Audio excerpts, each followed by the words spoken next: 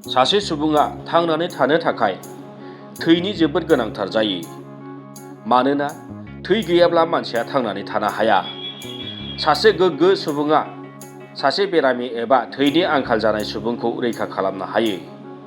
बेबायदिनो दिनै चिरां जिल्लानि काजलगावआव थानाय JSB सिभिल फाहामसालिया थै दान होनायनि बादा खुङो। बे गुबुन गुबुन सुबुङा दान होनाय थैजों थैनि आंखाल जानाय सुबुंनो होनानै जिउखौ रैखा खालामनाय जायो। JSB सिभिल फाहामसालिनि बानजायनायाव 72थि उदांस्रि सानजों लोब्बा लाखिनानै खुंनाय ब्लाड डनेशन केम्पआव बाहागो लायो बड'लेण्ड राइडार्स मटरसाइकेल क्लाबनि सोद्रोमाफ्रा। गासै सा 17 बड'लेण्ड राइडार्स मटरसाइकेल क्लाबनि सोद्रोमाफ्रा थै दान होयो।